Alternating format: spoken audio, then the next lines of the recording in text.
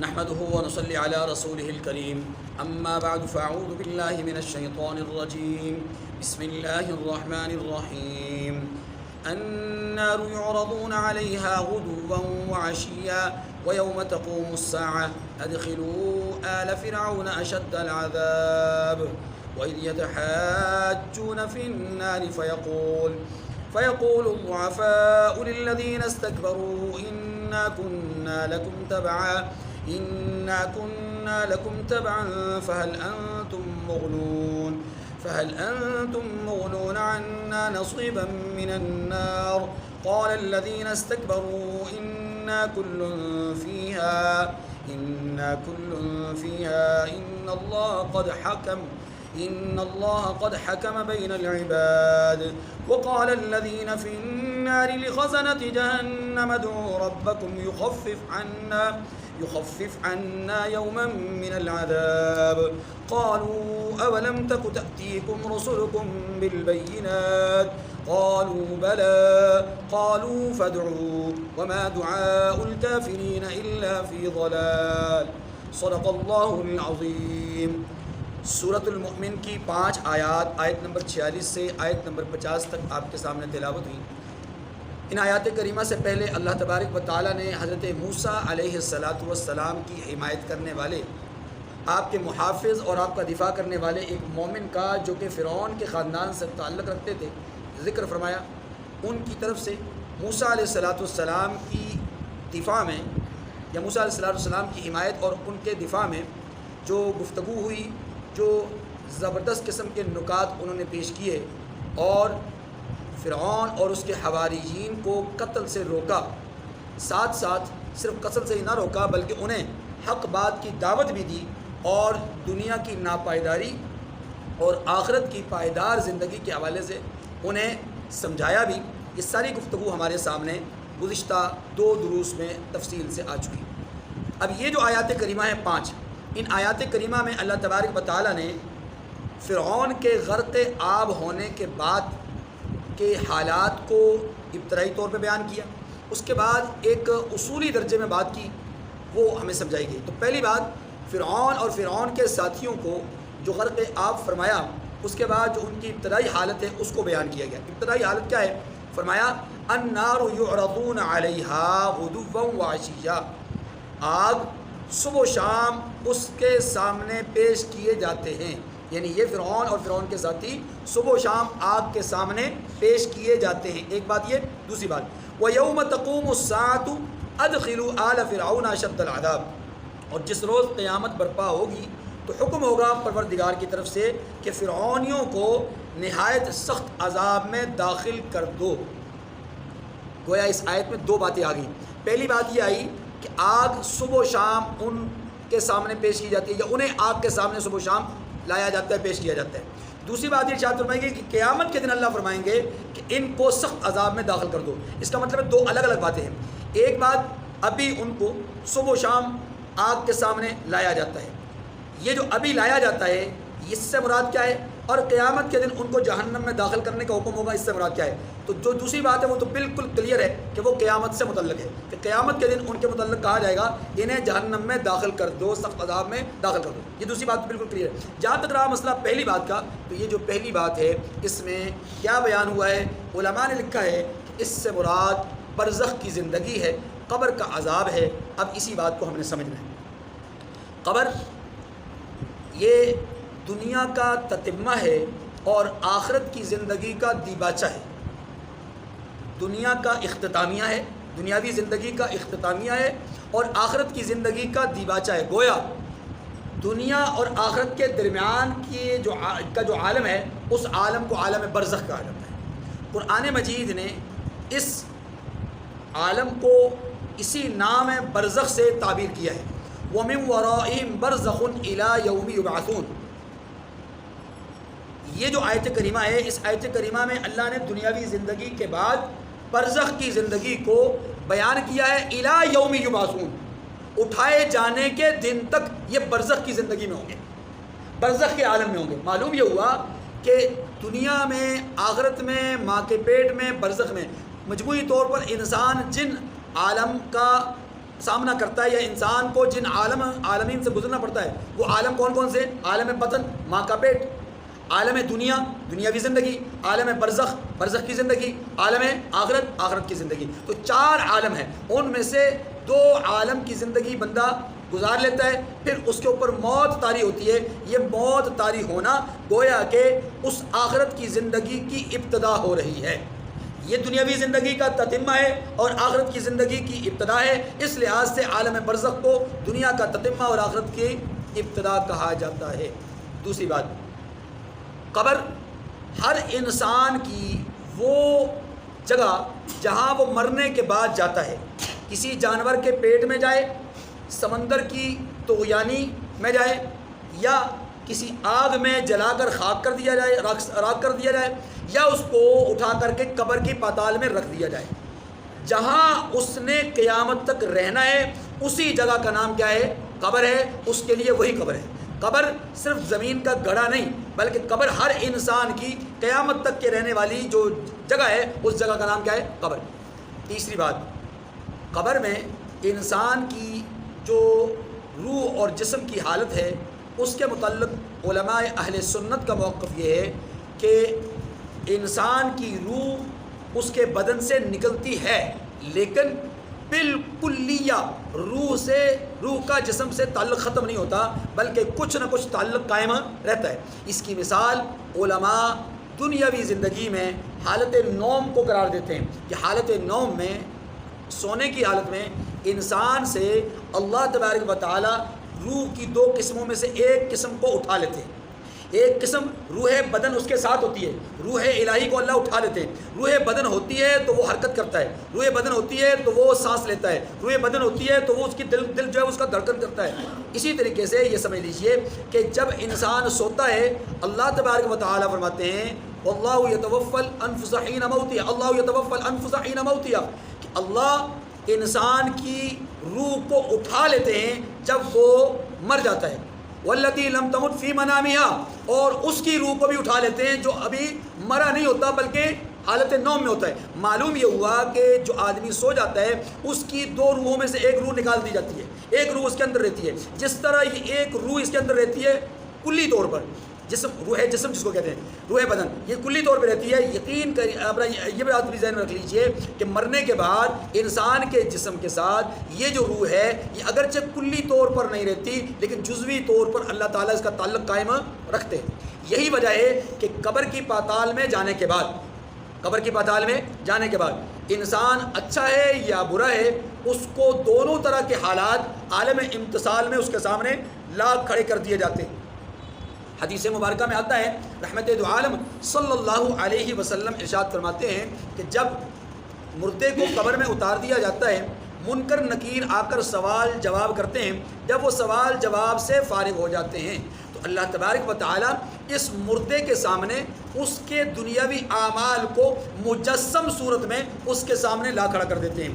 نیک آدمی کے سامنے اس کے اعمال کو بہترین خوش نما صورت میں لا کھڑا کر دیا جاتا ہے۔ یہ میت اس مجسم صورت سے پوچھتا ہے من انت، تو کون ہے؟ اتنا خوبصورت، اتنا مزین، اتنا آراستہ پیراستہ، کون ہے تو؟ جواب وہ دیتا ہے انا عملک الصالح، میں تیرا اچھا عمل ہوں جو دنیا میں تو کرتا رہا ہے۔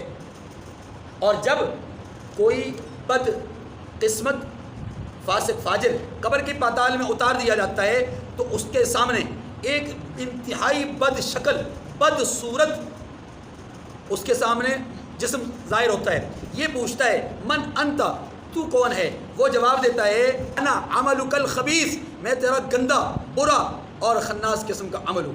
یہ ایک صورت ہمارے سامنے آ گئی کہ قبر کے اندر اللہ رب العزت انسان کے لیے راحت اور تکلیف دونوں پہلو سامنے رکھتے ہیں۔ قرآن مجید فرقان حمید کی تقریباً 10 آیات اس طرح کی ہیں کہ جن میں قبر میں جانے کے بعد کے حالات کو بیان کیا گیا کہ وہ اچھے حالات ہیں یا برے حالات ہیں۔ اچھے حالات کے متعلق فرمایا گیا فروح و ریحان، بہترین خوشبو، بہترین ٹھنڈی ہوائیں یہ قبر میں اترتے ہی ساتھ ہی ملتی ہیں۔ اس کے بعد وہ جنت نعیم، اور اللہ کی طرف سے ایک خوش نما قسم کے باغ ان کو دیے جائیں گے۔ ایسے ہی بری جو میت ہوتی ہے اس کے متعلق فرمایا گیا فنزل من حمیم، کھولتے ہوئے پانی سے ان کی مہمان نوازی کی جائے گی، وتصلیۃ جحیم، اور پھر جہنم کے عذاب کا ذکر کیا گیا۔ بالکل اسی طرح یہاں پر بھی یہ آیت کریمہ ہے، آیت نمبر 46 سورۃ المومن کی، النار یعرضون علیہا غدوا وعشیا، کہ اللہ پاک فرماتے ہیں کہ آتش دوزخ کو صبح و شام اس کے سامنے پیش کیا جاتا۔ معلوم یہ ہوا کہ قبر کے اندر عذاب یا قبر کے اندر راحت، ان دونوں کا ثبوت قرآن مجید سے ثابت ہے۔ اللہ کے قرآن سورہ ابراہیم فرمایا وَيُثَبِّتُ اللَّهُ الَّذِينَ آمَنُوا بِالْقَوْلِ الثَّابِتِ فِي الْحَيَاةِ الدُّنْيَا وَفِي الْآخِرَةِ۔ اس بالقول الثابت سے مراد کیا ہے؟ حالت قبر اس سے مراد ہے، اللہ کے رسول صلی اللہ علیہ وسلم نے فرمایا۔ اور اللہ کے رسول صلی اللہ علیہ وسلم نے بے شمار احادیث میں عذاب قبر سے پناہ مانگی ہے، اللہم انی اعوذ بک من عذاب القبر۔ پتہ یہ چلا کہ قبر کی سختی اور قبر کی راحت یہ دونوں قرآن اور حدیث سے ثابت ہے۔ حضرت ام عائشہ رضی اللہ تعالی عنہا کے پاس مدینہ منورہ میں ایک عورت جو کہ یہودیہ تھی، وہ آیا کرتی تھی، ضرورت مند تھی، کبھی کبھی وہ آتی اور آ کر کے حضرت عائشہ رضی اللہ تعالیٰ عنہ سے اپنے حالات کا ذکر کرتی، تو آپ اس عورت کے لیے کچھ نہ کچھ سامان بطور امداد اس کو دیا کرتی تھی، اور وہ عورت آپ کو ان الفاظ کے ساتھ دعا دیا کرتی تھی، اعاذک اللہ من عذاب القبر، اللہ تجھے قبر کے عذاب سے بچائے، یہ وہ عورت کہا کرتی تھی۔ اللہ کے رسول صلی اللہ علیہ وسلم سے اماں جی عائشہ رضی اللہ تعالیٰ عنہ نے پوچھا کہ یا رسول اللہ، کیا یہ جو خاتون بات کرتی ہے عذاب قبر کی، کیا یہ حق ہے؟ تو رحمت دو عالم صلی اللہ علیہ وسلم نے فرمایا نعم، عذاب قبر حق ہے۔ اور ایک موقع پر اللہ کے رسول صلی اللہ علیہ وسلم نے یہ بھی ارشاد فرمایا انکم تفتنون فی القبور، کہ تم قبروں میں آزمائے جاؤ گے۔ اللہ کے رسول صلی اللہ علیہ وسلم نے قبر کے عذاب کے حوالے سے بے شمار حدیث میں مختلف باتیں فرمائی۔ مثلا آپ علیہ الصلوۃ والسلام ارشاد فرماتے ہیں گناہگار لوگوں کے لیے قبر آپس میں اس طرح سکڑ جاتی ہے، قبر اس طرح سکڑ جاتی ہے کہ مردے کی پسلیاں آپس میں ایک دوسرے کے اندر یوں پیوست ہو جاتی ہیں۔ آپ صلی اللہ علیہ وسلم کے فرامین میں سے یہ بات بھی موجود ہے کہ آپ نے فرمایا کہ جب قبر میں کسی بری میت کو ڈالا جاتا ہے تو قبر اس کو کہتی ہے کہ ہاں ہاں اب تو میرے پاس آیا ہے، تو زمین پہ چلنے والے جتنے لوگ تھے ان میں سب سے برا تو ہی مجھے لگتا تھا، اب تو میرے پاس آیا ہے تو میرا جو سلوک ہے تو دیکھ لے گا۔ پھر عذاب قبر اس کے لیے سکڑ جاتی ہے اور اس کی پسلیاں ایک دوسرے میں پیوست ہو جاتی ہیں۔ ایک اور موقع پر آپ صلی اللہ علیہ وسلم نے فرمایا کہ قبر میں 99 طرح کے سانپ گناہگار پر مسلط کیے جاتے ہیں۔ آپ صلی اللہ علیہ وسلم نے ایک اور موقع پر سانپ کی حالت کو بیان کیا کہ وہ سانپ ایسے ہوں گے کہ ان کے گردنوں پر ایسے بال جیسے گھوڑے کی گردن پر بال ہوتے ہیں، اور گھوڑے کی گردن جیسے موٹی ہوتی ہے ایسے اس کی گردن بھی موٹی۔ یعنی آپ صلی اللہ علیہ وسلم نے قبر کے عذاب کو ایک بار نہیں، دو بار نہیں، بے شمار حدیث میں بیان کیا ہے، راحتوں کو بیان کیا ہے، قبر کی تکلیف اور عذاب کو بیان کیا ہے۔ ایک موقع پر آپ صلی اللہ علیہ وسلم نے ایک قبر کے پاس سے گزرتے ہوئے ارشاد فرمایا کہ صاحب قبر کو عذاب ہو رہا ہے، صاحب قبر کو عذاب ہو رہا ہے۔ پھر آپ صلی اللہ علیہ وسلم نے ایک ہری ٹہنی منگوائی اور منگوا کر اس کے اوپر گاڑ دی اور فرمایا کہ اب اس کے عذاب میں کمی آئی۔ آپ صلی اللہ علیہ وسلم نے 2 لوگوں کے عذاب قبر کا ذکر فرمایا اور پھر فرمایا کہ یہ کسی بڑے گناہ کی وجہ سے ان کو عذاب نہیں ہو رہا، بلکہ فرمایا ایک کو چغل خوری کی وجہ سے اور دوسرے کو پیشاب سے نہ بچنے کی وجہ سے۔ ایک موقع پر آپ صلی اللہ علیہ وسلم نے بنی اسرائیل کے 2 لوگوں کا ذکر فرمایا۔ 2 لوگ تھے، آپس میں برابر زندگی گزار رہے تھے، سرمایہ کے اعتبار سے، کاروبار کے اعتبار سے برابری کی زندگی چل رہی تھی۔ ان میں سے ایک وہ تھا جو گناہ پہ گناہ کیے جاتا تھا، یعنی اس کی زندگی گناہوں سے اٹی ہوئی تھی، اور دوسرا وہ تھا جو عبادت میں اتنا مگن تھا کہ نیکیوں پہ نیکیاں، عبادت پہ عبادت۔ یہ جو عبادت گزار تھا، اللہ کے رسول فرماتے ہیں یہ اس گناہگار کو ہر گناہ پر روکتا تھا، ٹوکتا تھا، منع کرتا تھا، اس کو آخرت کا عذاب یاد دلایا کرتا تھا۔ ایک روز وہ کسی گناہ میں مبتلا تھا تو اس نے اس کو کہا اس گناہ کو چھوڑ ورنہ اللہ کے عذاب میں مبتلا ہو جائے گا۔ اس نے نہ چھوڑا، اس نے غصے میں آ کر کے اس کو کہا کہ اللہ تجھے کبھی بھی جنت میں نہیں لے جائے گا، یا یوں کہا کہ اللہ تیری کبھی بھی بخشش نہیں کرے گا۔ رسول اللہ صلی اللہ علیہ وسلم فرماتے ہیں کہ جب یہ دونوں کا انتقال ہو گیا تو دونوں کے انتقال کے بعد اللہ ذوالجلال نے اس عابد کو اپنے سامنے کھڑا کیا، بتلا کہ تو نے یہ جو فیصلہ کیا ہے کیا تو میرے فیصلے پر قادر ہے؟ یعنی تو نے کہا کہ تو کبھی جنت میں نہیں جائے گا، یا تو نے کہا کہ اللہ تجھے کبھی معاف نہیں کرے گا، یہ فیصلہ کرنا تو میرا کام ہے، کیا میرے اس فیصلے کا اختیار تیرے پاس آ گیا؟ وہ جواباً عرض کرے گا کہ پروردگار نہیں آیا۔ تو حکم ہوگا کہ جاؤ اس جو گناہ گار ہے اس کو جنت میں لے جاؤ اور اس عابد کو جہنم میں لے جاؤ۔ یہ جو واقعہ ہے یہ واقعہ بھی بتلاتا ہے کہ قبر کا عذاب، قبر میں پوچھ گچھ، یہ بالکل برحق ہے۔ اللہ کے رسول صلی اللہ علیہ وسلم حضرت جابر رضی اللہ عنہ کہتے ہیں ایک موقع پر آپ سفر پر تھے، جا رہے تھے، راستے میں ایک جگہ پر ایک قبر کے متعلق آپ صلی اللہ علیہ وسلم نے فرمایا کہ اس صاحب قبر کو عذاب ہو رہا ہے۔ تو عذاب قبر یقیناً ثابت ہے۔ آپ صلی اللہ علیہ وسلم نے قبر کے متعلق بہت ساری باتیں کی ہیں، بہت ساری باتیں ارشاد فرمائی ہیں۔ ان میں سے ایک بات آپ کا قبر کے حوالے سے اللہ سے پناہ مانگنا، اللہم انی اعوذ بک من عذاب القبر۔ اور حضرت اما عائشہ رضی اللہ تعالیٰ عنہ کہتی ہیں کہ رسول اللہ صلی اللہ علیہ وسلم اکثر نماز کی ادائیگی کے بعد یہ دعا مانگا کرتے تھے، اے اللہ میں قبر کے عذاب سے آپ کی پناہ میں آتا ہوں۔ ام سلمہ رضی اللہ تعالیٰ عنہ کہتی ہیں ایک روز رسول اللہ صلی اللہ علیہ وسلم نے نماز ادا فرمائی، مکمل فرمائی، تو آپ نے نماز کے بعد واعظ فرمایا اور اس واعظ میں قبر کا ذکر فرمایا۔ اتنا اس قدر عجیب اور غریب قسم کا ذکر آپ نے فرمایا کہ صحابہ کرام کی چیخیں نکل گئیں۔ اور ہم غلط فہمی کا شکار ہیں کہ مرنے کے بعد قبر میں عذاب نہیں ہوگا، قبر میں راحت نہیں ہوگی، حالانکہ اللہ کے رسول صلی اللہ علیہ وسلم کا یہ بھی فرمان ہے کہ نمازی آدمی جب قبر کی پاتال میں اتار دیا جاتا ہے تو سوال جواب کے بعد وہ پہلا سوال یہ کرتا ہے کہ یہ عصر کی نماز کا وقت ہے تو مجھے نماز پڑھنے کا موقع دیا جائے، گویا وہ نماز کے اوقات کو پہچانتا ہے۔ دیکھیے النار یعرضون علیہا غدوا وعشیا، فرمایا یہ لوگ آتش دوزخ کے سامنے صبح و شام پیش کیے جاتے ہیں، وَيَوْمَ تَقُومُ السَّاعَةُ، اور جس دن قیامت برپا ہوگی۔ دیکھیں یہ الگ بات ہے، اَدْخِلُوا آلَ فِرْعَوْنَ أَشَدَّ الْعَذَابِ، تو حکم ہوگا اس دن فرعون والوں کو نہایت سخت عذاب میں مبتلا کر دیا جائے یا داخل کر دیا جائے۔ ایک حدیث میں اللہ کے رسول صلی اللہ علیہ وسلم فرماتے ہیں کہ جب قبر کی پاتال میں کسی نیک آدمی کو اتارا جاتا ہے اس سے سوال جواب ہوتے ہیں، سوال جواب کے بعد اس کو کہا جاتا ہے نم کنومت العروس، جیسا کہ شادی کی پہلی رات دلہن راحت اور سکون کی زندگی اپنا نیند سوتی ہے، ایسے تو بھی راحت کے ساتھ سو جا، نم کنومت العروس، آرام سے، راحت سے، چین سے، سکون سے سو جا۔ اور پھر فرمایا آگے کہ جب قبر میں کسی گناہگار کو ڈالا جاتا ہے تو سوال جواب کے بعد فرشتے اس کے سر پر لوہے کا ہتھوڑا مارتے ہیں، اور اس ہتھوڑے کی ضرب اتنی شدید ہوتی ہے کہ انسان اور جنات یہ اس کی آواز کو نہیں سنتے، باقی ہر مخلوق اس کی آواز کو سنتی ہے۔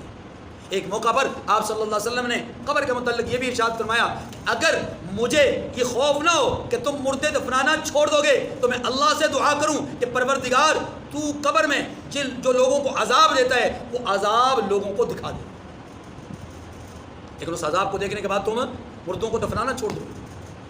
معلوم یہ ہوا بھائی کہ یہ جو قبر ہے یہ قبر آخرت کے منازل میں سے ایک منزل ہے، یا تو یہ اندھیرا اور تاریک گڑھا ہے، یا تو یہ پھر راحت اور چین اور سکون کا سامان ہے۔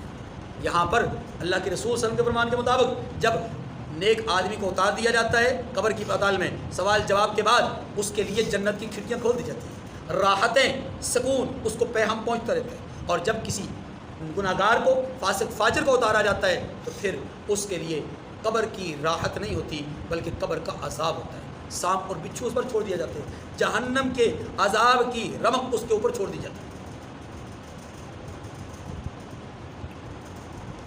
وَإِذْ يَتَحَاجُّونَ فِي النَّارِ فَيَقُولُ الضُّعَفَاءُ لِلَّذِينَ اسْتَكْبَرُوا إِنَّا كُنَّا لَكُمْ تَبَعًا فَهَلْ أَنْتُمْ مُغْنُونَ عَنَّا نَصِيبًا مِنَ النَّارِ، اور جب وہ دوزخ میں جھگڑیں گے تو ادنا درجے کے لوگ بڑے آدمیوں سے کہیں گے کہ ہم تو تمہارے تابع تھے، تو کیا تم دوزخ کے عذاب کا کچھ حصہ ہم سے دور کر سکتے ہو؟ یہ آخرت کا ذکر ہو رہا ہے۔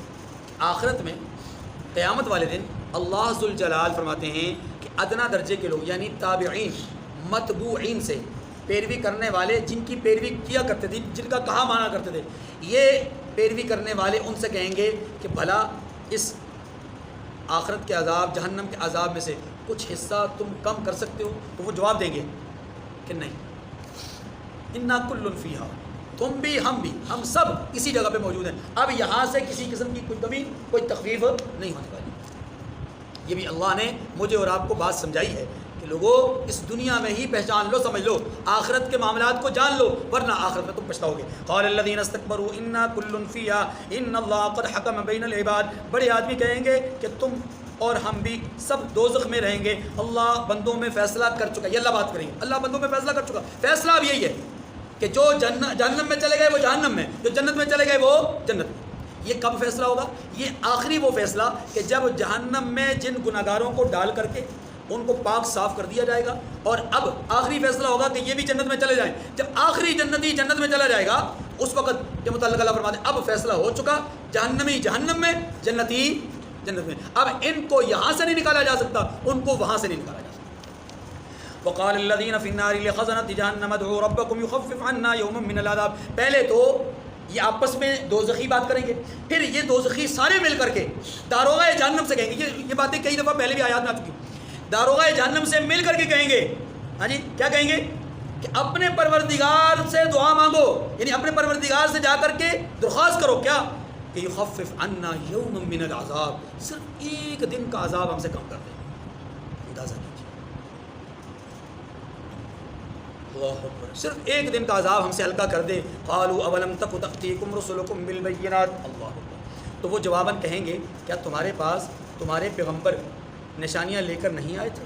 اللہ، قالوا بلا، تو وہ کہیں گے کیوں نہیں؟ قالوا فادعوا، تو وہ کہیں گے تم ہی دعا کرو۔ کون کہیں گے؟ داروغہ جہنم، جہنم کے اوپر جو معمول فرشتے وہ کہیں گے کہ جب تمہارے پاس رسول آئے تھے، پیغمبر آئے تھے، تم نے اس وقت نہیں نہ مانا، اب تم خود ہی دعائیں مانگو، تم خود ہی پکارو اپنے رب کو۔ اور سورۃ الدخان میں تو یوں آتا ہے، سورۃ الزخرف میں تو یوں آتا ہے کہ جب یہ بلائیں گے نا اللہ پاک کی طرف سے کہا جائے گا چپ ہو جاؤ، میرے سامنے آوازیں بلند کرنے کی ضرورت نہیں، اب بولنے کی اجازت نہیں ہے۔ وَنَادُوا يَا مَالِكُ لِيَقْضِيَ عَلَيْنَا رَبُّكَ، جب یہ کہیں گے اے داروغہ جہنم، پروردگار سے کہو کہ ہمارے بارے میں کوئی فیصلہ کر دے، کچھ لمحے کے لیے ہمیں باہر نکال دیں، یا کوئی راحت سے کوئی راحت والی کوئی چیز دے دے، کوئی کھانا دے دے، کوئی پینا دے دے، کچھ تکلیف میں کوئی کمی لے آئے، اس وقت جواب کہا جائے گا خاموش ہو۔ پھر ایک موقع پر آپ صلی اللہ علیہ وسلم نے فرمایا القبر کقطع اللیل المظلم، قبر تاریک رات کی طرح ہے، یعنی جیسے انتہائی تاریک رات ہوتی ہے اس میں انسان کے اوپر ایک وحشت ہوتی ہے، ایک خوف ہوتا ہے، ایسے ہی فرمایا کہ وہ قبر بھی تاریک رات کی طرح ہے، وحشت ناک ہے، خوفناک ہے، اور انسان کے لیے ڈراؤنی کیفیت ہے۔ آپ صلی اللہ علیہ وسلم نے قبر کے متعلق جہاں بہت ساری باتیں کی ہیں، وہاں پر ہم سورہ یاسین میں ایک بات پڑھ چکے ہیں، اور وہ کیا ہے کہ وہ جو حبیب نجار ہیں، حبیب نجار کا واقعہ ہم نے پڑھا، اس میں بھی یہ بات آتی ہے کہ جب حبیب نجار کو قتل کیا جانے لگا، بلکہ قتل کر دیا گیا، تو حبیب نجار کے لیے رب الجلال نے الفاظ یہ استعمال فرمائے کہ قیل ادخل الجنہ، کہ حبیب نجار کو بوقت موت کہہ دیا گیا کہ تم جنت میں چلے جاؤ، تو گویا مرتے ہی جنت میں جانے کا معنی قبر اس کے لیے راحت کا سامان بن گئی۔ حدیث مبارکہ میں شہید کے متعلق آتا ہے کہ جب شہید کے خون کا پہلا قطرہ زمین پر گرتا ہے، ابھی وہ زمین پر پہنچتا نہیں، پہلے ہی اللہ کی طرف سے بخشش اور مغفرت کا اعلان ہو جاتا ہے۔ پھر حدیث میں ایک موقع پر یہ بھی آتا ہے کہ آپ نے فرمایا کہ شہید کے خون کا قطرہ جب جسم سے جدا ہوتا ہے، اللہ اس کے استقبال کے لیے حور و غلمان کو اس کے سامنے لا کھڑا کر دیتے ہیں۔ گویا یہ جو قبر کی زندگی ہے، اس کی راحت بھی اور اس کی تکلیف بھی دونوں ہی قرآن اور احادیث سے ثابت ہیں۔ اللہ تعالیٰ مجھے اور آپ کو سمجھنے کی توفیق نصیب فرمائے۔ وآخر دعوانا الحمد للہ رب العالمین۔